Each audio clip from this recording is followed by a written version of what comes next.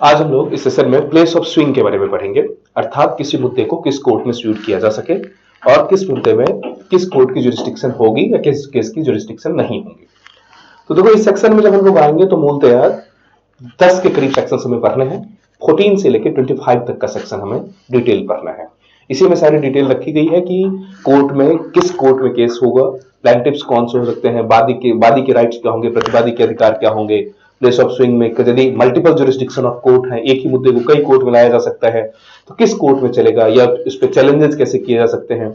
यदि कोई न्याय की ऐसी अवधारणाएं हो जहां लगे कि कोई किसी राज्य में या किसी कोर्ट में प्रॉपर जस्टिस होने की संभावनाएं नहीं है तो किस आधार पर उस प्लेस ऑफ स्विंग को बदला जा सकता है, हाईकोर्ट के क्या राइट होंगे, सुप्रीम कोर्ट के क्या राइट होंगे, इन सारी चीजों के बारे में आज हम लोग देखेंगे। तो जो आज हमारा सबसे पहला सेक्शन है, इसमें सबसे पहला सेक्शन है 15 सेक्शंस में है court in his suits to be instituted. थोड़ा सा बेसिक समझ लेते हैं, फिर हम लोग अपने पूरे के पूरे चैप्टर्स का सेक्शन में सेक्शन भी डिटेल कर लेंगे बेयर एक्ट को। पहले हम लोग एक बेसिक सा आइडियाज समझ लेते हैं। हमने कहा जो 15 है हमारा court in which suit to be instituted, इसमें यदि बात करें तो कहा जाता है कि जितने भी कोर्ट की अधिकारिता होगी उसमें जो सबसे लोएस्ट कोर्ट होगा, मिनिमम पावर वाले, उस सबसे लोएस्ट कोर्ट में सबसे पहले मुद्दे को रखा जाएगा। अर्थात यदि मान लो किसी मुद्दे में हाई कोर्ट में भी जाने की अधिकारिता है, डिस्ट्रिक्ट कोर्ट में भी जाने की अधिकारिता है, तो आप पहले उसमें जितने भी जुरिस्डिक्शन वाले कोर्ट हैं सक्षम वाले, उसमें सबसे जो न्यूनतम सक्षमता वाले कोर्ट हैं उस कोर्ट में जाएंगे। पहला सेक्शन। दूसरा है suit to be instituted where subject matter situate. अब कंसर्न ये होता है कि सूट कहां होगा, तो कहा जाता है कि सूट की जो कोर्ट की डिसाइडिंग होगी वो कई फैक्टर्स पे होंगे। इसमें कई सारे फैक्टर्स होंगे। क्या क्या? पहला फैक्टर ये होगा कि एक तो मुद्दा हुआ कहां है, जो इंसिडेंट है, जो घटना है, जो इश्यूज है, वो कहां हुआ है। तो जिस इलाके में जिस जगह पे वो घटना हुई है, एक तो सबसे पहला कंसर्न ये बनता है कि उस जगह के जो कोर्ट होंगे उसी कोर्ट में मामले को शूट किया जाएगा। क्लियर? दूसरा कंसर्न ये होगा कि यदि जहां घटना हुई है वो जगह और जो डिफेंडेंट है जिस पे आरोप लग रहा है उसकी रेजिडेंस अलग है, तो फिर क्या होगा? तो कहा जाता है ऐसे अर्थ में आप दोनों जगह पे स्वीट कर सकते हो, या तो जहां पे घटना हुई है वहां स्वीट कर सकते हो, या फिर ऐसे जगह पे जहां डिफेंडेंट का घर हो, जहां डिफेंडेंट रह रहा हो। इस कंसर्न में भी यदि बात करें तो दो तीन स्पेशल सा कंसर्न याद रखो। घर का मतलब ये नहीं कि परमानेंट रेजिडेंस हो, पर रेजिडेंस का मतलब वहां वॉलेंटरी रेजिडेंस, यदि तात्कालिक रूप से भी जो व्यक्ति है वो रह रहा है तो भी उस जगह पे उस व्यक्ति के खिलाफ केस की जा सकती है। जैसे मान लो कोई व्यक्ति यूपी का है और वो दिल्ली में रह रहा है, अब घटना मान लो तमिलनाडु में हुई। अब यहां कंसर्न्स क्या क्या होंगे? यहां तीन कंसर्न्स होंगे कि केस कहां किया जा सकता है। तो ये प्लेंटिफ के ऊपर डिपेंड है कि प्लेंटिफ कहां केस करे। यदि घटना तमिलनाडु में हुई है तो तमिलनाडु में भी केस हो सकता है। यदि जो डिफेंडेंट है वो दिल्ली में रह रहा है तो दिल्ली में भी हो सकता है, और यदि वो मूलतः यूपी का रहने वाला है जहां उसकी परमानेंट रेजिडेंस वहां है तो इन तीनों ही केसेस में तीनों ही जगह पे स्वीट कर सकता है, लेकिन जहां भी होगा स्वीट केवल एक ही जगह होंगे। क्लियर? एक और कंसर्न्स होंगे, जैसे मान लो कहा जाए कि दो या तीन व्यक्ति ने मिलकर कोई घटना को अंजाम दिया और तीनों की रेजिडेंस अलग अलग है, तो फिर क्या होगा? तो कहा जाता है कि इस भी कंसर्न्स में वही कंसर्न्स लागू होंगे, या तो घटना वाली जगह पे, या फिर वो तीनों डिफेंडेंट या जो कुछ भी तीनों अपराधी है जिस पर आरोप लगा है वो लोग जहां रह रहे हो, या ऐसे कंसर्न्स में कि जब उन तीनों का भी घर अलग अलग जगहों पे हो, अलग अलग रेजिडेंस पे हो, तब उन तीनों में से भी किसी एक जगह पे किया जा सकता है। एक और कंसर्न्स, इस कंसर्न्स में जब रेजिडेंस की बात करते हैं तो नौकरी, शिक्षा, एक्सेट्रा भी आता है कि यदि कोई व्यक्ति नौकरी भी कर रहा है, कोई अलग धंधा भी कर रहा है, कोई बिजनेस कर रहा है, व्यापार कर रहा है, वो भी उसके रेजिडेंस में आएंगे और उन जगहों पे भी स्वीट किया जा सकता है। क्लियर? अब यहां दो तीन क्वेश्चंस, तो पहला तो ये 16 हुआ कि suits to be instituted where subject matter situate. फिर उसके बाद 17 में कह रहा है कि suits for immovable property situated within jurisdiction of different court. यदि ऐसा कंसर्न्स हो जाए, 17 में यह बताया गया कि मान लो एक ही मुद्दा है, एक ही मसला है किसी प्रॉपर्टी से संबंधित या किसी कंपनी से संबंधित, अब उसके जो कुछ पार्ट्स हैं वो इस इलाके में है, कुछ पार्ट दूसरे इलाके में है, अर्थात उस दोनों ही मुद्दे में डिफरेंट कोर्ट का जुरिस्डिक्शन है, तो फिर क्या होगा? ऐसे कंसर्न, जैसे मान लो आप एक कंपनी चला रहे हो और कंपनी के खिलाफ केस करनी है, और वो कंपनी दिल्ली में भी है और उसकी ब्रांच चेन्नई में भी है, तो कंसर्न क्या होंगे, कहां केस होंगे? तो कहा जाता है कि या तो दिल्ली में भी हो सकता है केस या चेन्नई में भी हो सकता है। जहां भी कंपनी या जो घटनाएं हैं या तो जो तत्संबंधित चीजें हैं वो पार्शली या पूरा या तो टोटल या पार्शली जहां कहीं भी रहे वहां भी केस चलाया जा सकता है। हाँ, स्पेशली ध्यान रखो यदि किसी प्रॉपर्टी से संबंधित केस होंगे तो मान लो थोड़ी प्रॉपर्टी दिल्ली में है और थोड़ी चेन्नई में है, तब भी केस तो कहीं कर सकते हैं दिल्ली या चेन्नई में, लेकिन जो केस होगा पूरी पूरी वैल्यू के लिए होंगे, पूरी पूरी जो इंटीग्रल वैल्यूज होंगे उसको साथ मिलाने के बाद जो वैल्यूज होंगे उस पे केस होगा। ऐसा नहीं होगा कि चेन्नई में हम केवल चेन्नई वाले पोर्शन के लिए ही केस कर सकते हैं, उस पूरे कंपनी की टोटलिटी को ध्यान में रखते हुए केस किया जा सकता है, चाहे जहां भी किया जा सकता है। ऐसे ही किसी कंपनी के कंसर्न्स में भी होगा।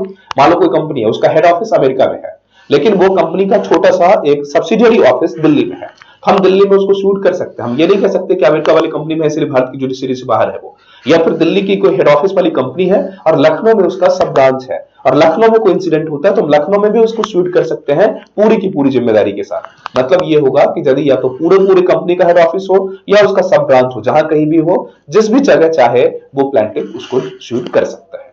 क्लियर? जिसमें कहा suit for immovable property situate with in the jurisdiction of different court. यदि डिफरेंट कोर्ट कंसर्न्स में है तो किसी भी कंसर्न्स में जा सकता है। और डिटेल इसको डायरेक्ट में करेंगे। फिर कह रहा है यहां place of institution of suit where local limits of jurisdiction of court are uncertain. ऐसे जगह में जहां लोकल जुरिस्डिक्शन ऑफ किस कोर्ट का होगा इस मुद्दे में कुछ निर्धारित नहीं है तो क्या होगा। मान लो यदि कोर्ट में केस कहां होनी चाहिए, कौन सा कोर्ट उसके एलिजिबल है, इस मुद्दे पे कुछ संदेहास्पदता है, इस मुद्दे पे कुछ क्लियरिटी नहीं है कि मान लो ये कोर्ट होगा या ये कोर्ट होगा, तो फिर क्या क्या आ सकता है। तो कहा जाता है कि प्लेंटिफ के पास ये राइट होता है कि जिस भी कोर्ट के बारे में संदेह है कि ये कोर्ट है या वो कोर्ट है, इस कंसर्न्स में कहीं भी वो सूट फाइल कर सकता है। हाँ, बशर्ते उस कोर्ट में भी ये खासियत होगी कि वो कोर्ट संतुष्ट हो इस बात से, सेटिस्फाइड हो कि yes there is reason of proper uncertainty, एक प्रॉपर अनसर्टेनिटी का कोई रीजन है कि अभी जुरिस्डिक्शन क्लियर नहीं है। यदि ऐसा है और कोर्ट इस बात से सहमत होता है तो फिर वो उस बात को अपने यहां ले सकता है। इसके लिए एक बात स्पेशली ध्यान रखो, आगे हम लोग वेयर सेक्ट में चर्चा करवाएंगे कि जो अनसर्टेनिटी है उस अनसर्टेनिटी के लिए स्पेशली इस बात में रिटेन स्टेटमेंट लिया जाएगा, स्पेशली डॉक्यूमेंटेड किया जाएगा कि ये कारण थे जिस कारण से अभी जुरिस्डिक्शन क्लियर नहीं है, जुरिस्डिक्शन डिस्प्यूटेड है, इसलिए हम इस मुद्दे को इस कोर्ट में ले आ रहे हैं। मतलब क्लियर हुआ कि यदि 2 या 3 कोर्ट जिसके बीच में अभी तक क्लियरिटी नहीं है कि किसकी जुरिस्डिक्शन ओरिजिनली होगी और मुद्दे की सुनवाई अर्जेंट है, तो हम उस तीनों में से या चारों में से जो भी कोर्ट है जिसपे संदेहास्पदता है किसी भी कोर्ट में ले जाएंगे। उस कोर्ट की जिम्मेदारी यह होगी कि वो जब सेटिस्फाइड हो जाए कि हाँ अभी तक जुरिस्डिक्शन क्लियर नहीं है, तब तक उस केस को ले लेगा। हाँ, लेकिन उसके लिए वो एक पर्टिकुलर डॉक्यूमेंटेड रिटेन स्टेटमेंट लेगा कि अभी तक जुरिस्डिक्शन क्लियर नहीं है। क्लियर हुआ? ये बातें कहता है सेक्शन 18। उसके बाद सेक्शन 19 में आता है suit for compensation for wrongs to a person और मूवेबल्स। ये यदि किसी व्यक्ति के साथ गलत हुआ या किसी चल संपत्ति के साथ गलत हुआ तब क्या होगा। इसमें भी फिर वही कंसर्न्स होंगे कि यहां तो जहां तो डिफेंडेंट रहता है या फिर जहां घटनाएं घटी है, इस कंसर्न्स में भी वही बात है। फिर आ जाएगा other suits to be instituted where defendants reside और कॉज ऑफ एक्शन अराइजेज। अन्य इसके अलावा भी, तो मतलब इस कंसर्न्स में जैसे जो कहीं भी केसेस हो जहां डिफेंडेंट बहुत सारे हों, घटनाएं कहीं अलग हुई हैं, डिफेंडेंट रहता कहीं और है, तो हमने जो बेसिक सा कंसर्न्स बताया उसमें या तो जहां घटना हुई है वहां का केस, या ध्यान रखो प्लांटिफ जहां रहता है ये मुद्दा नहीं है, मुद्दा यह है कि जहां घटना घटी है या डिफेंडेंट जहां रहता हो, इन दोनों जगहों पे ही सूट किया जा सकता है। आप यदि कंसर्न्स होंगे कि डिफेंडेंट मोर देन 1 है, मतलब 2, 3, 4 है और वो सारे डिफेंडेंट भी अलग अलग जगहों पे रह रहे हैं, तो क्या होगा। ऐसे कंसर्न्स में उनमें से किसी भी एक डिफेंडेंट को जहां रहता है या जहां घटना घटी है वहां आप सूट कर सकते हो। हाँ, अब क्वेश्चन ये उठता है कि यदि उसमें से 3-4 डिफेंडेंट में से कोई इस बात से असहमत हो कि हमारे लिए दिक्कत होगी, हम इस पर्टिकुलर मुद्दे पे सूट नहीं कर सकते, उसके भी कुछ राइट्स दिए गए हैं। वो अपीलेट अथॉरिटी के पास जाएगा और अपना तर्क रखेगा कि इस मुद्दे में यहां नहीं यहां सुनवाई होनी चाहिए, और यदि अपीलेट अथॉरिटी इस बात के लिए सहमत हो, उसे सक्षम लगे, उस बात से सहमत हो कि यस दिस बी, तो वो उसे ट्रांसफर कर सकता है। क्लियर मुद्दा? मतलब एक शब्द में यदि हम समराइज कर सके तो हमने कहा कि हमें ध्यान क्या रखना होगा कि पहले जहां घटना घटी है वहां, इसके अलावा यदि घटना जहां घटी है इसके अलावा यदि किसी जगह की बात करें तो जहां डिफेंडेंट रहता है, यदि डिफेंडेंट 2 या 3 या 4 हैं और वो सब अलग अलग जगहों पे रह रहे हैं, तो ऐसे कंसर्न्स में कोई भी एक जहां रह रहा हो वहां केस हो सकता है। हाँ, यदि इसमें फिर एक कंसर्न्स बना अलग अलग जो 2 3 4 हैं वो विरोध करें कि नहीं हम इस पर्टिकुलर जगहों पे इस जगह पे स्वीट करने में या इस पर्टिकुलर जगह में अपनी डिफेंड करने में सक्षम नहीं है, किसी दूसरी जगह पे हो जाए, तो अदर पार्टी के नोटिस के साथ अपीलेट कोर्ट में जा सकता है और अपीलेट कोर्ट यदि उनके तर्क से उनकी बातों से सहमत हो तो इस मुद्दे को ट्रांसफर कर सकता है। क्लियर। फिर आते हैं हम लोग सेक्शन 20 तो हो गया। फिर आया ऑब्जेक्शन टू जुरिस्डिक्शन। यदि ऐसा कंसर्न आए, मान लो ऐसा कंसर्न आए कि जो जुरिस्डिक्शन था वो क्लियर नहीं था और इस बात पे ऑब्जेक्शन किया गया विरोधी पार्टी द्वारा, तो कहा गया कि अपीलेट कोर्ट इस बात को स्वीकार तो कर सकता है, लेकिन 2 ही केसेस में, ऐसा नहीं कि जब फैसला हो गया तब। 2 कंसर्न्स में ही जुरिस्डिक्शन, अपीलेट जुरिस्डिक्शन था, सॉरी, जो मुद्दे को स्वीकार करने का जुरिस्डिक्शन था या नहीं, ये केवल 2 मुद्दे पे सुना जा सकता है। कौन सा मुद्दा होगा? पहला, या तो पार्टी अपीलेट कोर्ट में ये बात प्रूव कर दे कि जितना जल्दी संभव हुआ उतने ही जल्दी उसने सबसे पहले अर्लीस्ट पॉसिबल मैनर में ऑब्जेक्शंस उठा दिया था कि इस कोर्ट को सुनवाई करने की शक्ति नहीं है।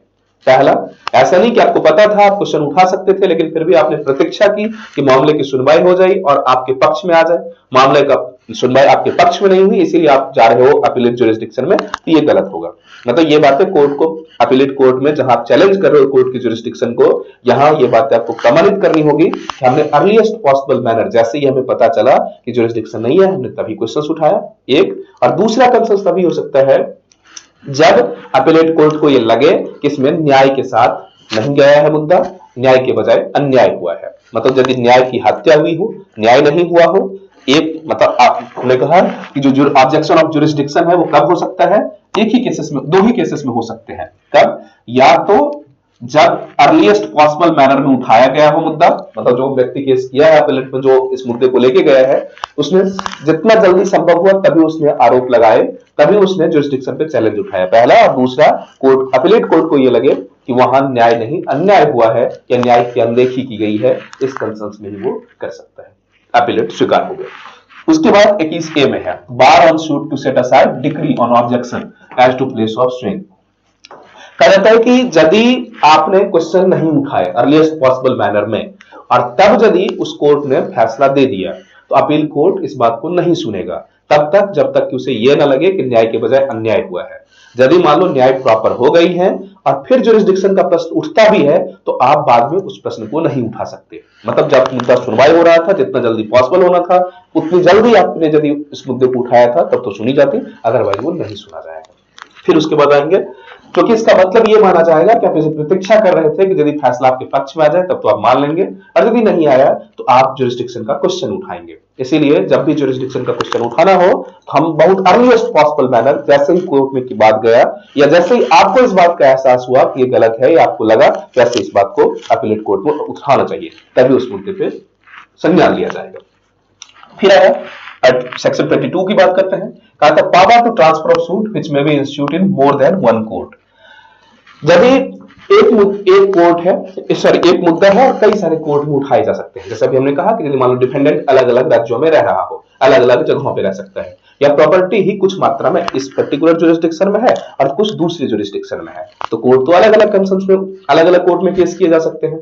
अब फिर आपने या प्लेंटिफ ने एक पर्टिकुलर हिस्से में केस किया, लेकिन जो डिफेंडेंट है वो चाहता है कि यहां नहीं दूसरे जगह केस हो। जैसे मान लो हमने कहा कि कंपनी है वो दिल्ली में भी है और उसकी ब्रांच चेन्नई में भी है, और एक व्यक्ति ने केस किया चेन्नई में, और जो डिफेंडेंट है उसको लगता है कि नहीं ये केस दिल्ली में होना चाहिए। इस बात के लिए ट्रांसफर के लिए वो अप्लाई कर सकता है, कोर्ट जा सकता है, लेकिन कोर्ट कुछ कंसर्न्स को सुनने के बाद यदि कोर्ट इस बात से सेटिस्फाइड होगा कि यस ट्रांसफर करना चाहिए, तभी वो ट्रांसफर करेगा। तो ये कैसे कंसर्न्स में होंगे, क्या क्या होंगे? तो इसमें है power to transfer the suits which may be instituted in more than one court. यदि मोर देन वन कोर्ट में हो तो क्या हो सकता है? तो मतलब इस कंसेप्ट में हमने कहा कि यदि कई सारे कोर्ट में मुद्दे उठाए जा सकते हैं तो अपीलीट कोर्ट, जो उससे ऊपरी कोर्ट है, उस कोर्ट में मामले को प्रतिवादी, मतलब जिसको इस बात से दिक्कत है कि यहां मामले की सुनवाई नहीं होनी चाहिए, वो लेके जाएगा, और ले जाने के बाद अपीलीट कोर्ट सुनने के बाद कि यदि उसे सहमत हो जाए तो फिर वो ट्रांसफर कर देगा। अब यहां प्रश्न उठेगा कि कौन सा अपीलीट कोर्ट, किस कोर्ट में जाना है? तो इस बात की चर्चा की गई है 23 में, to what court application lies. यदि लोअर कोर्ट है और एक ही एरिया में 2 लोअर कोर्ट हैं, तो उस लोअर कोर्ट में यदि कंसर्न्स बने तो हम जाएंगे सबसे पहले अपीलीट कोर्ट। मतलब यदि एक कोर्ट ए है एक कोर्ट बी है, दोनों में कोर्ट में किसी भी मुद्दे में कोर्ट में सुनवाई हो सकती थी। जैसे मान लो अगर एक कोर्ट ए है लोअर कोर्ट, एक कोर्ट बी है, ए और बी दोनों में मसले की सुनवाई हो सकती है। आपने ए में केस किया, लेकिन जो डिफेंडेंट है उसको लगता है नहीं इस मसले को बी में सुना जाना चाहिए। अब वो क्या करेगा, जो बी है वो इसका जो अपीलीट अथॉरिटी है, मतलब इस दोनों कोर्ट के जो अपील जिस कोर्ट में हम करते हैं, चाहे डिस्ट्रिक्ट कोर्ट हो या अन्य हाई कोर्ट हो या जो कुछ भी हो, तो उस अपील कोर्ट में ये व्यक्ति अपनी आवेदन दे सकता है। और वो आवेदन कब देगा, जो प्लेंटिफ है प्लेंटिफ को भी पहले सूचना देगा और फिर उसके बाद इस मामले को लेकर कहां आएगा, अपीलीट कोर्ट में आएगा। अपीलेट कोर्ट यदि है, अपीलेट कोर्ट सुनने के बाद यदि वो सक्षम हो जाएगा, यदि उसे लगे कि नहीं ट्रांसफर होना चाहिए, तो वो ए से बी को ट्रांसफर कर देगा। ये पहला कंसेंस हुआ। अब यदि मान लो कंसेंस ऐसा हुआ कि ए और बी दोनों सुना जा सकता था, लेकिन ए की जो अपीलेट कोर्ट है वो सी है और बी का जो अपीलेट कोर्ट है वो डी है, मतलब ए और बी का अपीलेट कोर्ट अलग अलग है। ऐसा कंसेंस में क्या होगा, ऐसे मान लो डिस्ट्रिक्ट के अंदर है तब तो डिस्ट्रिक्ट कोर्ट हो गया, लेकिन मान लो एक है लखनऊ और एक है गोरखपुर, तो अपीलेट कोर्ट डिस्ट्रिक्ट कोर्ट तो होगा नहीं। तो ऐसे कंसेंस में यदि सेकंड कंसेंस ये आता है कि यदि अपीलेट कोर्ट डिफरेंट हो तो फिर क्या होगा, तो हम हाई कोर्ट मामले को ले जाएंगे। यदि अपीलेट कोर्ट डिफरेंट हो तो कहां जाएंगे, हाई कोर्ट में।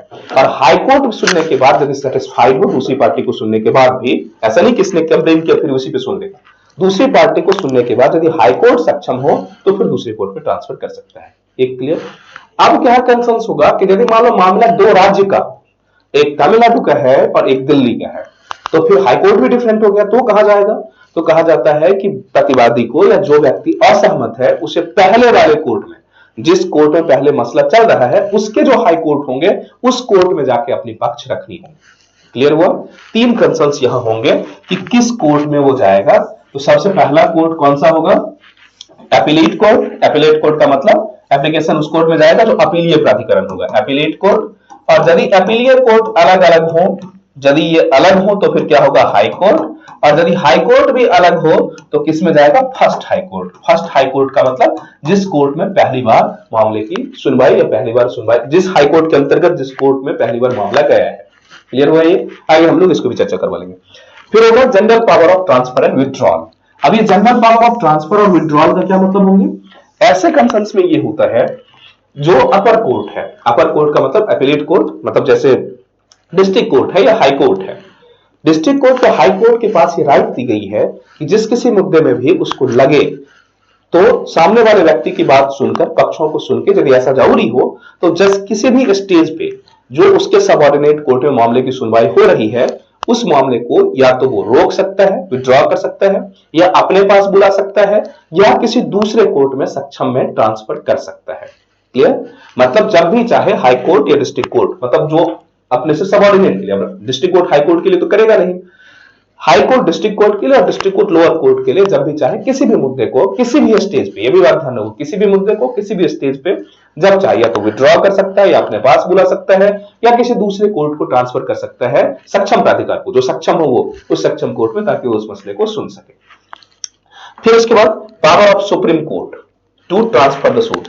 यदि हाई कोर्ट और डिस्ट्रिक्ट कोर्ट दोनों में भी आप सेटिस्फाइड नहीं है, आपको लगता है कि पूरी राज्य की मशीनरी ही हमारे खिलाफ है, पूरे हाई कोर्ट से लेकर सारी व्यवस्थाएं ही हमारे खिलाफ है। स्पेशली कई केसेस में आपने देखा होगा, जैसे गुजरात वाला केस में भी आपने देखा होगा कि गुजरात दंगा का केस बाद में महाराष्ट्र ट्रांसफर हो गया। ऐसे चूंकि डिफेंडेंट ने आरोप लगाया था कि गुजरात की सरकार पूरी तरह मशीनरी के साथ इसके खिलाफ है, इसलिए उन लोगों को न्याय नहीं मिलेगा। बाद में महाराष्ट्र सरकार ने भी आपके जो प्राइम मिनिस्टर है उनको बरी कर दिया, महाराष्ट्र कोर्ट ने, हाई कोर्ट ने भी बरी कर दिया।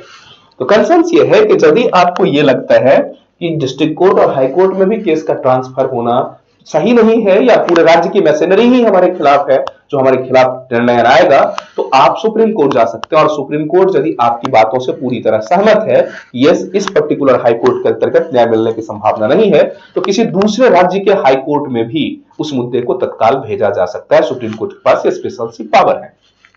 हाँ, सुप्रीम कोर्ट को इसके लिए कुछ कंसर्न्स भी बनाए गए हैं कि यदि इस बात पे पता लगा कि आपने गलत मंशा से या गलत तरीके से आपने आरोप लगाया, गलत तरीके से ट्रांसफर कराने की कोशिश की है, तो आपको तत्काल जुर्माना भी किया जा सकता है।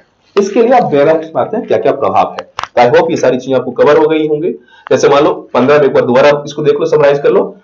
Court in which suits to be instituted, इसमें ये है हमारा सबसे पहला कौन सा, सबसे पहला कंसर्न्स ये होंगे जो सबसे लोअर कोर्ट होगा सक्षम में, ऐसा नहीं कि अक्सर सक्षम में, सक्षम में सबसे लोअर कोर्ट। दूसरा क्या होगा, suits to be situated where subject matter, जहां सब्जेक्ट मैटर उपस्थित है वहां केस होगा, मतलब जहां घटना घटी है वहां केस होगा। फिर कंसर्न्स होगा suit for immovable property situated with in jurisdiction of different court, यदि डिफरेंट कोर्ट के अंतर्गत वो मुद्दा संभव है, या इमूवेबल प्रॉपर्टी अलग अलग जो अचल संपत्ति है कंपनी के या किसी के भी, वो अलग अलग जुरिस्डिक्शन वाले कोर्ट में है, तब क्या होगा, तब वो किसी भी कोर्ट में जा सकता है। यदि डिफेंडेंट ही अलग है तो फिर अलग अलग डिफेंडेंट, यदि व्यक्ति अलग है जो घटना किया है, डिफेंडेंट की बात करें तो दो कंसर्न्स होंगे, या तो जहां घटना हुई है या व्यक्ति जहां रिजाइड कर रहा है। व्यक्ति जहां रेजिडेंस कर रहा है, कई सारे व्यक्ति हो, वहां फिर एक केस और बढ़ जाएगा। फिर जब तो घटना हुई है, जहां घटना हुई है वहां केस हो सकता है, या जितने भी प्रतिवादी हैं उनमें से कोई भी व्यक्ति जहां रह रहा हो, एक व्यक्ति जहां रह रहा हो वहां हो सकता है। अब ये भी कंसर्न है कि यदि उस कंसर्न में डिफाइंड होगा कि दो लोगों के बीच में डिफरेंशिएट होगा, दो प्रतिवादी के बीच में यहां या नहीं, तो अपीलेट कोर्ट में जा सकता है, कोर्ट डिसाइड कर सकता है कहां मुद्दा ट्रांसफर होगा। क्लियर। फिर हमने कहा कि प्लेस ऑफ इंस्टीट्यूशन वाला कंसर्न हो ही गए। फिर suits to be compensate for the wrong person or movable other suits to be instituted, तो डिफेंडेंट जहां रिजाइड कर रहा है वहां ऑब्जेक्शन जुरिसडिक्शन कहां उठा सकते हैं, आप अपीलेट कोर्ट में उठा सकते हो। अपीलेट कोर्ट मतलब जो उच्च कोर्ट होंगे, लेकिन अपीलेट कोर्ट की खासियत क्या है, वो दो ही कंसर्न आपकी बात को सुनेगा।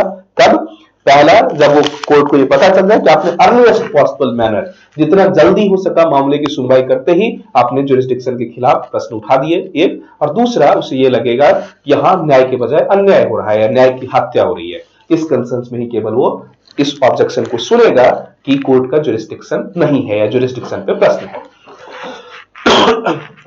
बार on suit to set aside decree or objection as to place of suing, यदि आपने पहले क्वेश्चन नहीं उठाया और मामले की फैसला हो गई तो फिर डिवाइड कर दिए जाएंगे, आप दोबारा उस मुद्दे को केस पे लेके नहीं आएंगे। सिर्फ एक कंसर्न कि जब कोर्ट सक्षम कोर्ट को ये सेटिस्फैक्शन मिल जाए कि यहां न्याय नहीं अन्याय हुआ, इसके अलावा आप फिर क्वेश्चन नहीं उठा सकते।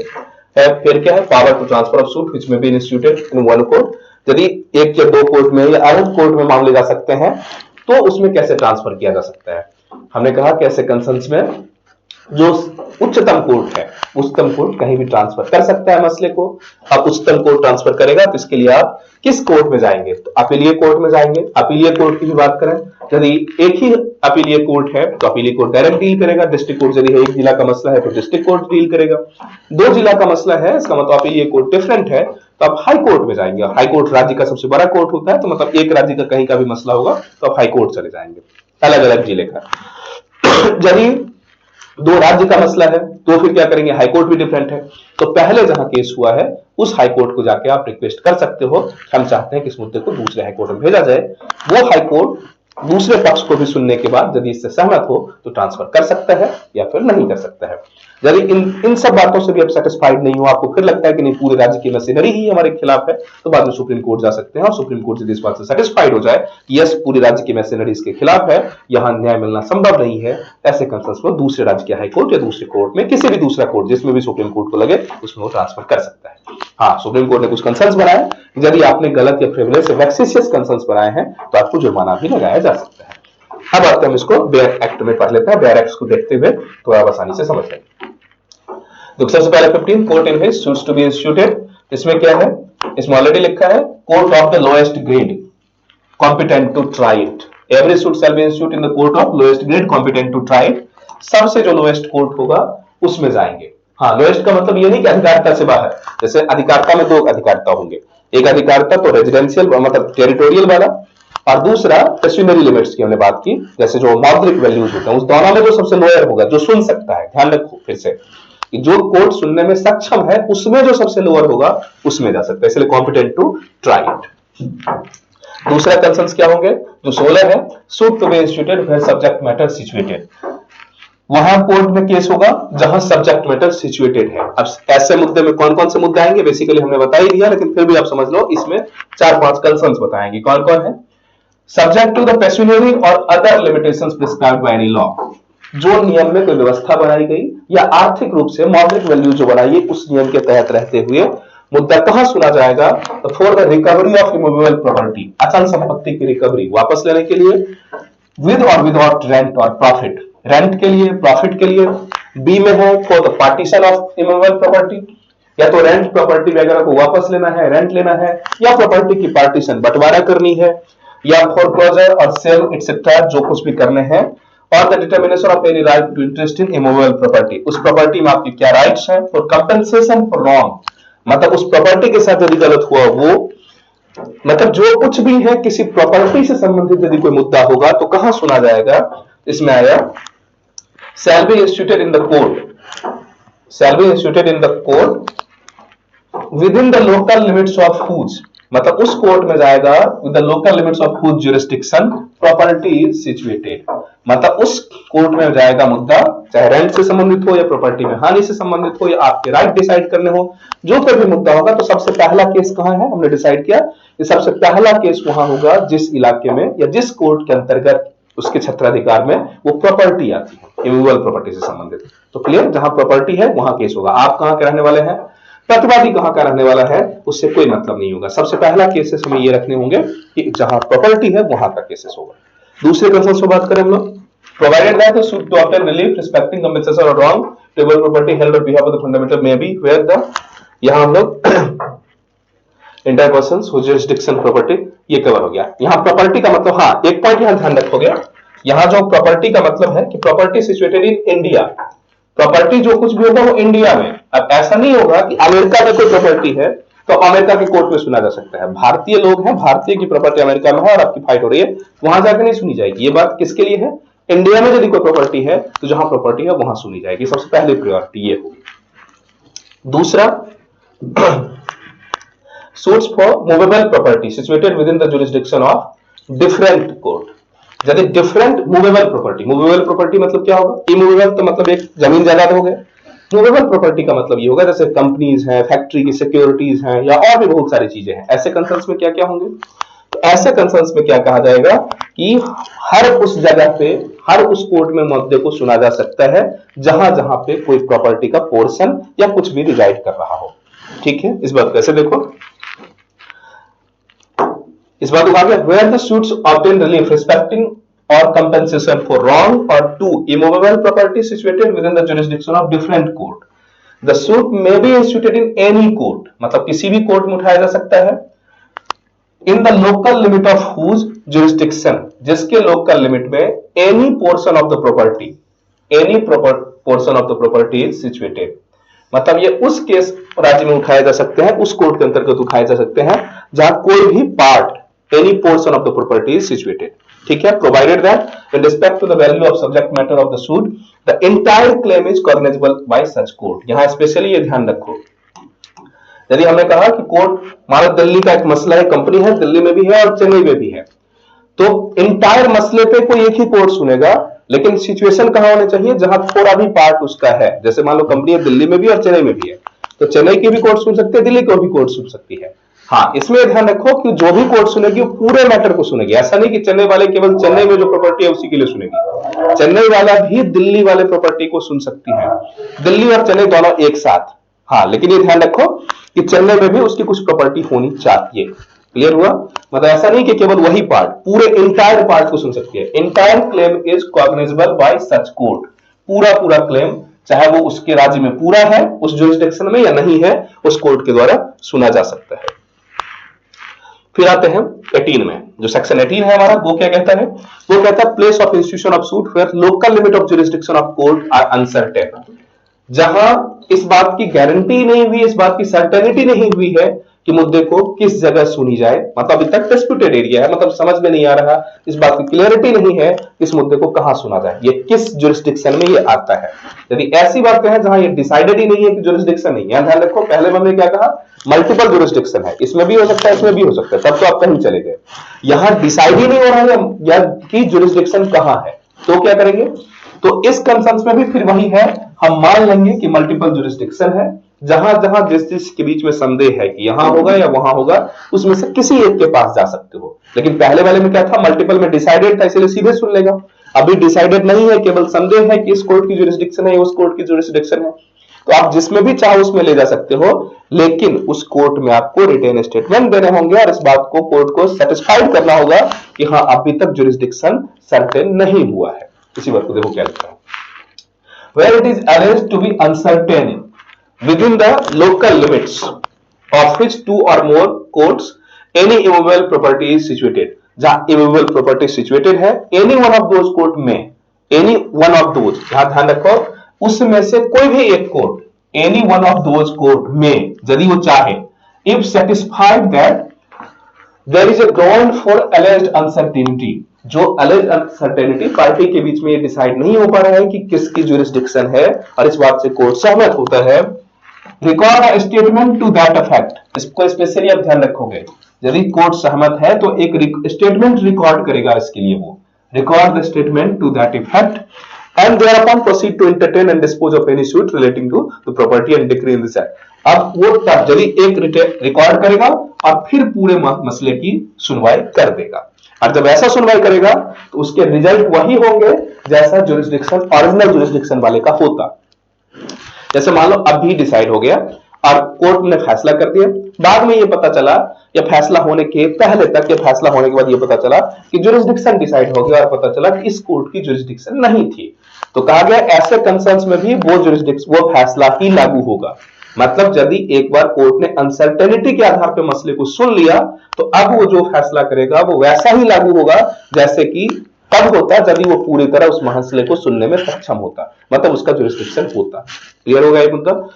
कंफ्यूजन केवल वहीं तक होगी जहां तक अनसर्टेनिटी है। कोर्ट एक बार इस बात को मान के रिटर्न स्टेटमेंट लेके यदि एक्सेप्ट कर ले, फिर उसके बाद वो जो फैसला देगा वही फैसला मान्य होगा। इसको सिंपल शब्दों में ऐसे सुन लो, जब तक कंफ्यूजन था तब तक तो कोई इश्यू नहीं, कोर्ट को लगा कि ठीक है कंफ्यूजन है तो आप रिटर्न स्टेटमेंट दो, प्रॉपर कारण दो कि क्यों अनसर्टेनिटी है, कोर्ट सहमत हो गया, इस बात से सहमत हो गया, तब वो फैसला दे देगा और जो फैसला देगा वही फैसला मान्य होगा। Clear? Provided that suits one with respect to which court is competent as regard to the nature and value of the suit to exercise jurisdiction। हाँ, इसमें ये ध्यान रखना चाहिए कि कोर्ट कॉम्पिटेंट होना चाहिए, केवल जुरिस्डिक्शन का इश्यूज है, इसके अलावा और कोई इश्यू नहीं हो, जैसे पेशनरी लिमिट्स है या अन्य जो लिमिट्स है वो लिमिट्स क्रॉस नहीं होने चाहिए, अर्थात उसके अंतर्गत चीजों को रखना चाहिए। फिर हम लोग आगे बढ़ेंगे, इसमें क्या है, where the statement has, अब यहां देखो एक पॉइंट कंसर्न ये होगा, हमने कहा कि स्टेटमेंट पहले रिकॉर्ड करनी होगी, लेकिन मान लो अगर ऐसा कंसर्न बना कि स्टेटमेंट रिकॉर्डेड नहीं हुआ है, where a statement has not been recorded, ये इसी के पॉइंट सब क्लॉज 2 में एक्सप्लेन किया गया है, यदि किसी कारण से उसको रिकॉर्ड नहीं किया गया है, वो जो स्टेटमेंट ऑफ अनसर्टेनिटी रिकॉर्ड करनी थी under subsection 1, and N objection is taken before N appellate और रिविजनल कोर्ट। हमने क्या कहा था, यदि आपको लगता है संदेह तो आप कहां ले जाएंगे, अपीलेट और रिविजनल कोर्ट में जाओगे, तो that a decree and order in suit is letting property was made by court not having jurisdiction, यदि इस बात पर प्रश्न उठाते हो where the property is situated, appellate or revisional court shall not allow the objection। appellate court इस बात को नहीं मानेगा कि आपने jurisdiction पर यदि प्रश्न उठाया, क्योंकि आपको पहले ही उठाना चाहिए था प्रश्न, आपने प्रश्न पहले नहीं उठाया, अब जाके उठा रहे हो, तो अब इस बात को नहीं मानेगा, सिवाय दो ही कंसर्न्स में। कब? At the objection unless in its opinion, तब तक जब तक कि कोर्ट को यह नहीं लगता है there was at the time of the इश्यूशन of the suit no reasonable ground of uncertainty as to the court having jurisdiction within respect thereto and there has been a consequential failure of the justice. मतलब दो ही cases में jurisdiction पे प्रश्न उठ सकता है, मतलब उस डिग्री के खिलाफ या उस जुरिस्डिक्शन में प्रश्न उठ सकता है, अपीलेट कोर्ट स्वीकार कर सकता है तब, या तो क्लियरली इस बात में कोई अनसर्टेनिटी थी ही नहीं, पहले से जुरिस्डिक्शन क्लियर था फिर भी दूसरे कोर्ट ने उस बात को ले लिया, एक तो तब, या पूरी तरह जस्टिस फेल्योर हुआ, जस्टिस नहीं हुआ, तभी जाके उस बात को एक्सेप्ट कर सकता है। अदरवाइज हमने ये कहा यदि आपको लगता है कि जुरिस्डिक्शन में प्रश्न उठाने थे तो आपको पहले ही उठा देना चाहिए था। क्लियर हुआ ये मुद्दा? मतलब यदि रिटेन स्टेटमेंट नहीं लिखा है तब भी आप अपील नहीं, अपोज नहीं कर सकते उस मुद्दे को। हाँ, दो कंसर्न्स में, यदि तब तक जब तक जुरिस्डिक्शन के डिस्प्यूटेबल का मुद्दा ही नहीं था, और दूसरा जब तक न्याय की हत्या ना हुई हो, यदि ये दोनों हुआ है तब तो ऑब्जेक्शन लिया जा सकता है, उस फैसले पे वापस किया जा सकता है, अदरवाइज अपीलेट कोर्ट इस मुद्दे को नहीं सुनेगा जब आप जुरिस्डिक्शन के सवाल लेके जाओगे। फिर क्वेश्चन आएंगे 90 में, suits for compensation for wrong person और मूवेबल्स। यदि अब कंपेंसेशन के लिए सूट्स कहां डालोगे, यदि रॉन्ग पर्सन या मूवेबल चीज, अभी तक क्या था अचल संपत्ति के लिए, अब चल संपत्ति या व्यक्ति के साथ कोई समस्या हुई है, इस कंसर्न्स में मान लो व्यक्ति के साथ लड़ाई, कुछ समस्याएं हुई है, चीट हुआ है, फ्रॉड हुआ है, एटसेट्रा, या एक व्यक्ति मूवेबल ऑब्जेक्ट के साथ ऐसा हुआ है, तो फिर क्या होगा? ऐसे कंसर्न्स में कहा गया, फिर वही कंसर्न्स हो जाएंगे लगातार कि where the suit compensate for wrong done to the person or movable property if the wrong was done within the local limits of jurisdiction of one court. यदि घटना एक कोर्ट में हुई है and the defendant resides or carries on the business or personally works for gain within the local limits of other jurisdiction, the suit may be instituted at the option of plaintiff in either of the said court. यहां specially ध्यान रखो, यदि किसी व्यक्ति के साथ या movable property के साथ समस्याएं हुई हैं, इश्यूज है, और तो प्लेंटिफ के पास ये दो राइट होते हैं कि केस करने का। कहां? प्लेंटिफ या तो वहां केस कर सकता है जहां ये घटना हुई है, जहां का इश्यूज है, या फिर प्लेंटिफ वहां केस कर सकता है जहां डिफेंडेंट रहता है। रहने का मतलब व्यापार करता है, बिजनेस करता है, वॉलंटियरी रहता है, शिक्षा लेता है, या जो कुछ भी करता है। क्लियर? ये 19 कहता है, मतलब सूट्स फॉर ये राइट किसको है? जो 19 वाला है, ये प्लेंटिफ को राइट है। जो वादी है वो केस कहां कर सकता है? तो कहां कर सकता है? पहली बात वो जहां घटना घटी है, wrong done with in the local limits of the jurisdiction of one court, या तो इसमें कर सकता है, या फिर वहां जहां डिफेंडेंट रिजाइड्स और कैरीज ऑन बिजनेस और पर्सनली वर्क फॉर गेन, यहां बिजनेस करता है, व्यापार करता है या नौकरी करता है, जो कुछ भी, वहां इसमें से कहीं भी मे be instituted at the option of the plaintiff in either of the said courts. Plaintiff के ऑप्शन पे जो वादी है, वादी जहां चाहे वहां केस कर सकता है। ये भी क्लियर हो गया?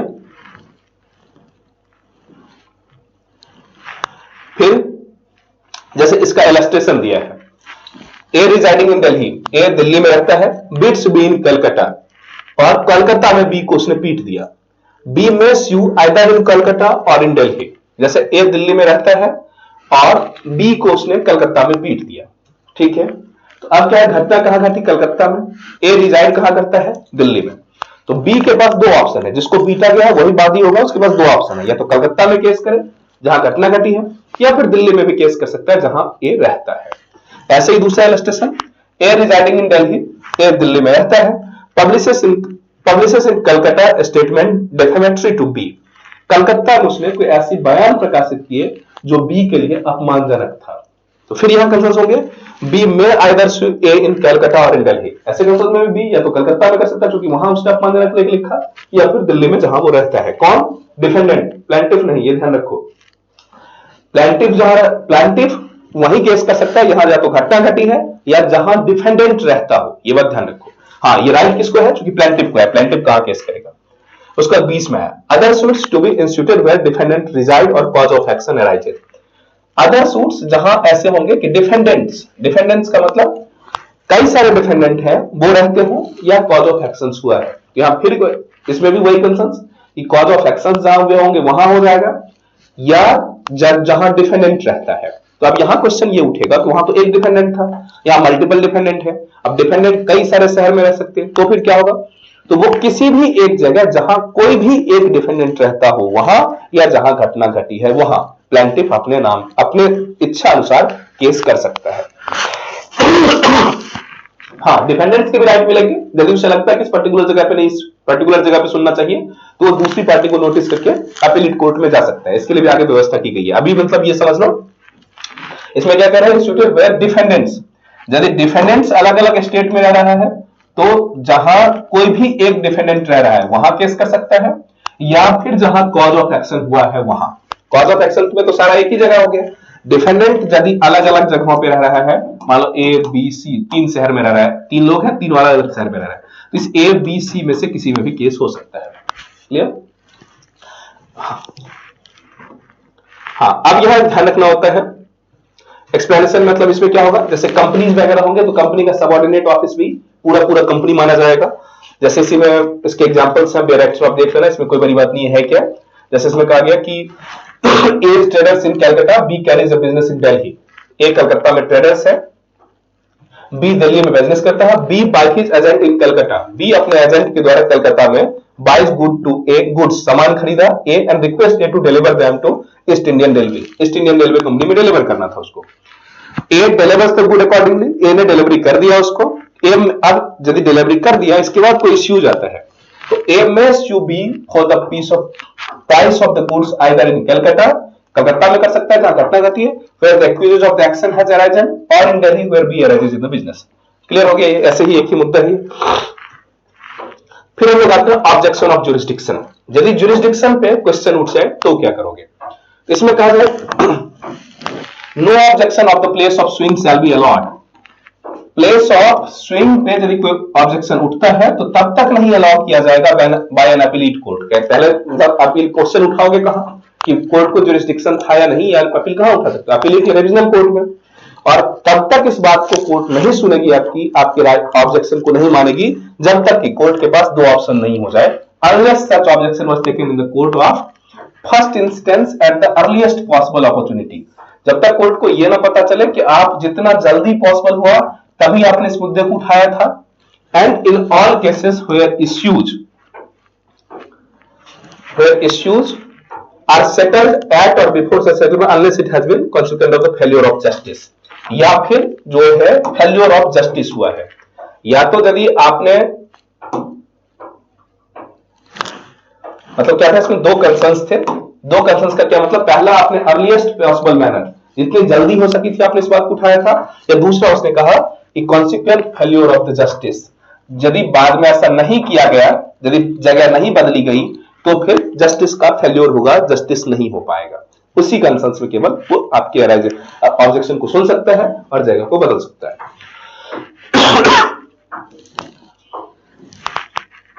अब यहां एक पॉइंट और भी ध्यान रखेंगे।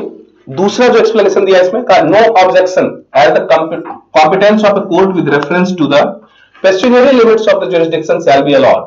पेक्यूनियरी मौद्रिक जो सीमाएं हैं, मौद्रिक सीमा वाली बात को तब तक नहीं सुना सकता है any divisional court unless such objection was taken in court of first instance. हमेशा हमने बार बार कहा कुछ भी होगा तो फर्स्ट इंस्टेंस पे अर्लियर पॉसिबल मैनर में सुनना चाहिए। And in all cases where issue are settled or before settlement unless there has been a consequent failure of the justice. चाहे आपको एरिया का प्रश्न उठाना था या पेक्यूनियरी लिमिट्स का उठाना था या जो कोई भी प्रश्न उठाना था यदि आपकी कोर्ट के ज्यूरिसडिक्शन पे, तो हमने कहा दो कंसर्न से हमेशा ध्यान रखो बार बार, एक तो अर्लीस्ट पॉसिबल मैनर और दूसरा जस्टिस का फेल्योर नहीं होना चाहिए। यदि ये दोनों है तभी आप ऑब्जेक्शन उठा सकते हो, अदरवाइज वो ऑब्जेक्शन आपकी सुनी नहीं जाएगी। फिर हम लोग आते हैं जो 21 है, ए है, इसको स्पेशली ये ध्यान रखना होगा आपको। इसमें यह कह रहा है कि bar on suit set aside decree on objection as the place of suing. कहा जाता है कि यदि आप इस बात से आपको ऑब्जेक्शन है कि जो ज्यूरिसडिक्शन था वो प्रॉपर नहीं था और आपने अभी तक प्रश्न नहीं उठाया, तो आपको बार कर दिया जाएगा कि उसकी डिक्री को लागू करने में, मतलब कोर्ट ने फैसला दे दिया तो डिक्री को लागू करवाने के लिए आप ऑब्जेक्शन नहीं उठा सकते। मतलब जब डिक्री का टाइम हो गया तो वो लागू होगा ही, क्योंकि आपको यदि ऑप्शंस उठाना था तो पहले ही उठाते थे। यही बात कहा गया कि बार ऑन सूट, आप दोबारा सूट नहीं कर सकते थे case, set aside the decree, मतलब क्या करने के लिए? डिक्री को सेट असाइड करने के लिए, मतलब डिक्री को लागू नहीं करने के लिए फैसला हो गया है और आप डिक्री को लागू करने से रोकने के लिए केस नहीं कर सकते। और objection as to place of suing, मतलब no suit shall be challenging the validity of a decree. कोई भी ऐसा सूट अलाउ नहीं होगा जो वैलिडिटी ऑफ डिक्री, जो डिक्री पास्ट है, इन फॉर्मल सूट, जो जिसके बारे में आप पहले बात कर रहे हो, between the same party sectors throwing concerns, मतलब as on the any ground based on an objection as to the place of suing. मतलब यदि फैसला हो गया है तो किसी भी कंसर्न्स में आपके ऑब्जेक्शन को नहीं सुने जाएंगे। फैसला होने से पहले तक ये मुद्दे उठाए जा सकते थे, अब डिक्री है तो डिक्री लागू होगा ही, उस पर आप नहीं रोक लगा सकते। एक्सप्लेनेशन देखो इसमें वही है कि फॉर्मल, मतलब जो पहला वाला इसमें जो लिखा है ना फॉर्मल, जो पहला केस में फैसला आ गया, फैसला होने से पहले ही आपको इस बात के लिए ऑब्जेक्शन उठाने थे। फिर कंसर्न्स होंगे power to transfer the suit in which में instituted more than one court, मतलब उस कंसर्न्स में कोर्ट में पावर की कहां, किस मामले, किस कोर्ट में ट्रांसफर किया जाए, वो कंसर्न्स कहां होंगे। हमने अभी चर्चा की थी क्या सूट में भी instituted in one or two or more courts and instituted one such court. किसी कोर्ट में भी उठाया जा सकता था, लेकिन उस मल्टीपल कोर्ट्स में से किसी एक में कोर्ट में उठाया गया तो क्या होगा? एनी डिफेंडेंट, यदि ऐसा है कि मल्टीपल सिस्टम, हमने कहा ना कई सारे डिफेंडेंट हैं, सब अलग अलग रिजाइड कर रहा है, तो अलग अलग जगहों पे केस हो सकता था, लेकिन प्लेंटिफ ने किसी एक जगह पे ही केस किया। अब उन लोगों को यदि लगता है कि नहीं यहां होना चाहिए, तो वो व्यक्ति, जैसे मान लो 3 आरोपी हैं, दिल्ली, बॉम्बे और कलकत्ता में रह रहा है, केस दिल्ली में हुआ है, तो बॉम्बे वाला चाहेगा तो केस कर सकता है कि इस केस को बॉम्बे ट्रांसफर किया जाए। और ये कैसे करेगा, तो पहले तो जो प्लेंटिफ है उसको और सेकंड पार्टी को नोटिस देगा, फिर वो कोर्ट में जाएगा। तो किस कोर्ट में जाएगा, यही है, after notice to the other parties में एट अर्लीस्ट पॉसिबल अपॉर्चुनिटी, जितना जल्दी हो सके उतना, ऐसा नहीं कि फैसला हो जाने के बाद। And in all cases where issues are settled at or before settlement apply to have the suit transfer to another court, वो अनदर कोर्ट में जाने के लिए, ट्रांसफर के लिए अप्लाई कर सकता है।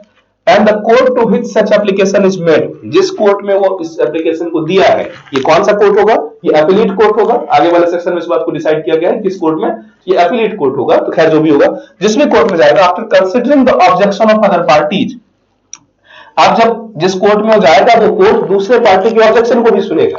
जैसे मान लो इस व्यक्ति ने दिल्ली, बॉम्बे, कलकत्ता, 3 लोग थे, तीनों जगह केस हो सकता था। प्लेंटिफ ने दिल्ली में केस किया, तो बॉम्बे वाले व्यक्ति ने दिल्ली में आके केस किया, दिल्ली कोर्ट में आके कहा कि नहीं, हमें बॉम्बे में ट्रांसफर करना चाहिए। तो दिल्ली हाई कोर्ट या जो अपीलेट कोर्ट है वो पहले दूसरे पार्टी के भी पक्ष को सुनेगा, मतलब इसके विरोध में कि क्यों नहीं जाना चाहिए। इसके बाद यदि वो सेटिस्फाइड होगा तो ट्रांसफर कर सकता है, मतलब बिना दूसरे पक्ष को सुने ऐसा नहीं कर सकता है। Shall determine in which the several courts having jurisdiction the suit shall be proceeded, फिर वो कोर्ट डिसाइड करेगा कि किस कोर्ट में जा सकता है मुद्दा। अब यहां स्पेशली ध्यान रखो, सेक्शन 23 में बताया गया है कि वो कौन सा कोर्ट होगा जिस कोर्ट में व्यक्ति जाएगा। तो इसके लिए यही हो गया, कौन सा कोर्ट होगा, to whom court application lies, कौन सा कोर्ट होगा, तो हमने कहा था कि appellate court, whereas the several courts having jurisdiction are subordinate to the same appellate court, यदि एक ही अपीलेट कोर्ट का मुद्दा होगा तो application under section 2 shall be made to the appellate court. यदि एक ही अपीलेट कोर्ट का मुद्दा है तो किसमें, एक अपीलेट कोर्ट। फिर such court are subordinate to different appellate court, यदि अलग अलग अपीलेट कोर्ट है तो किसमें जाएगा, तो हाई कोर्ट जाएगा, तो उस हाई कोर्ट में जाएगा मुद्दा। देन द सेम, लेकिन यदि अपीलेट कोर्ट अलग अलग है लेकिन एक ही हाई कोर्ट के अंतर्गत है, जैसे राज्य के अंदर यूपी के अंदर है तो यूपी का ही हाई कोर्ट होगा, तो लखनऊ या इलाहाबाद, तो high court, the applicant shall be made in said high court, उस हाई कोर्ट में जाएगा। अब यहां फिर से कंसर्न आएगा कि where are the courts are subordinate to different high court, यदि हाई कोर्ट भी अलग अलग है तो क्या जाएगा, then the application shall be made to the high court within local limits of whose jurisdiction of the court in which the suit is brought in situated, मतलब ये होगा कि जो पहला कंसर्न होगा, पहली बार जिस स्टेट में केस किया गया है उस स्टेट के हाई कोर्ट में।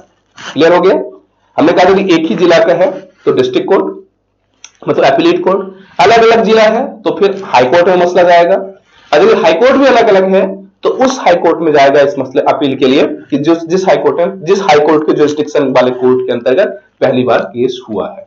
क्लियर, फिर क्वेश्चन आएगा section 24, general power of transfer and withdrawal, मतलब जब कभी भी लगे कि कब ट्रांसफर किया जा सकता है और विड्रॉ किया जाता है, किसी कोर्ट से सुनवाई वापस ली जा सकती है या किसी दूसरे कोर्ट से ट्रांसफर किया जा सकता है। तो अब ऐसी बात है कोर्ट से वापस लेना या कोर्ट से ट्रांसफर करना भी किसके राइट होंगे, ऑलरेडी सुपीरियर कोर्ट के होंगे, जो अपीलेट कोर्ट या सुपर कोर्ट सुपीरियर कोर्ट होगा उससे उच्च न्यायालय वही करेगा। तो ये क्या है, on the application of any of the parties, किसी भी पार्टी के एप्लीकेशन पे, अपने आप नहीं होगा, ये स्पेशली ध्यान रखो, on the application of any of the parties after notice to the parties, दूसरे पार्टी को भी नोटिस देने के बाद, and after hearing such of them as decided to be heard, यदि ऐसा सुना जाना आवश्यक हो, कोर्ट को यदि लगे कि सुनना चाहिए तो दूसरी पार्टी के सुनने के बाद, यहां यह भी ध्यान रखो, यदि कोर्ट को लगता है, पहले ही कोर्ट सेटिस्फाइड हो गया कि दूसरी पार्टी को बिना सुने भी डिसीजन किया जा सकता है तो बिना सुने भी कर सकता है, ये कोर्ट के डिस्क्रिप्शन पावर पर डिपेंड है कि दूसरे पार्टी को सुने या ना सुने। और ऑफ इट्स ओन मोशन, मतलब बिना दूसरे को सुने भी, मतलब ये क्या है, और ऑफ इट्स ओन मोशन, अपने ही आधार पे, विदाउट सच नोटिस, बिना दूसरे पार्टी को नोटिस किए हुए, द हाई कोर्ट और डिस्ट्रिक्ट कोर्ट, या तो हाई कोर्ट है या डिस्ट्रिक्ट कोर्ट है, मे एट एनी स्टेज, किसी भी स्टेज पे, मतलब इसको सिंपल अर्थों में समझो, यदि कोई पार्टी एप्लीकेशन देता है हाई कोर्ट में या डिस्ट्रिक्ट कोर्ट में कि हाँ इसको जो तत्कालिक मुद्दा है वो दूसरे कोर्ट में सुना जाना चाहिए, तो कोर्ट को यदि लगे तो दूसरी पार्टी को नोटिस देकर उससे पूछे, नहीं लगे तो अपने इच्छा के अनुसार भी जब कभी भी चाहे तो एक कोर्ट से दूसरे कोर्ट में मसला को भेज सकता है। क्लियर, यही क्वेश्चन कर रहा है, ट्रांसफर एनी सूट, अपील और other proceeding pending before it, और ट्रायल और disposal of any court subordinate to it and competent to try to dispose of the same. जो कोर्ट सक्षम है सुनने में, उसमें से किसी भी कोर्ट में ट्रांसफर कर सकता है या डिस्पोज कर सकता है मामले को, या जैसा भी कर सकता है। अब यहां पॉइंट बी में एक्सप्लेन किया गया है, विथड्रॉ एनी सूट, अपील और proceeding pending in any court subordinate to it and try to dispose of the same, या तो उसको पूरा सॉल्व कर देगा खुद से, वापस मंगा लेगा, या दूसरे कोर्ट में ट्रांसफर कर देगा। ये सारी चीजें एक ही बात है। अब यहां एक पॉइंट और भी ध्यान रखो, यदि ऐसा होगा, ठीक है, तो दूसरा एक्सप्लेनेशन दिया है, वेयर एनी सूट और प्रोसीडिंग हैज बीन ट्रांसफर्ड और withdrawn under section 1, the court which is thereafter for try to dispose such food or proceeding may subject to any special direction in case of order transfer, either retry it or to proceed from the point at which it was transferred or withdrawn। यहां specially इस point को आप ध्यान रखो। पहला point में क्या कहा गया, किसी भी कोर्ट में भेज सकता है अपने सबऑर्डिनेट केस में। दूसरा, आप यदि मुद्दा मान लो कोर्ट ए में कोई मुद्दा चल रहा है, लोअर कोर्ट ए है और लोअर कोर्ट बी में डिस्ट्रिक्ट कोर्ट ने या हाई कोर्ट ने भेजा है प्रश्न को, तब यहां क्वेश्चन आएगा कि जो बी सुनवाई करेगा वो कहां से करेगा। तो मान लो यदि ए से बी में गया और कुछ मुद्दे पे सुनवाई हो चुकी है, तो यदि कोर्ट बी को यह लगता है कि मामले को पूरी तरह शुरू से सुना जाना चाहिए, तो यह बी पे निर्भर है कि शुरू से सुने।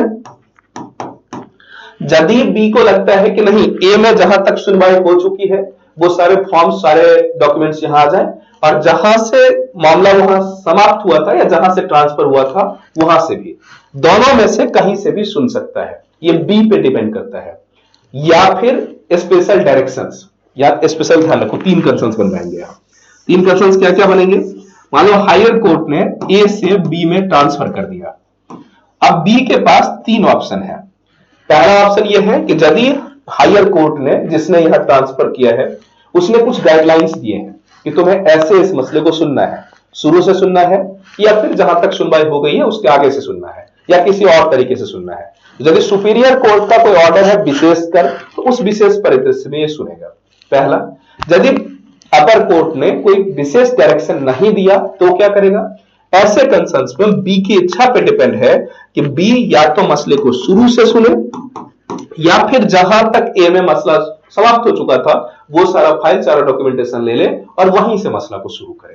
क्लियर हो गया। तो बी के पास तीन, एक तो स्पेशल डायरेक्शन जो मिला है उसके थ्रू, या शुरू से, या फिर जहां से मामला वहां ट्रांसफर हो वहां से कहीं भी सुन सकता है।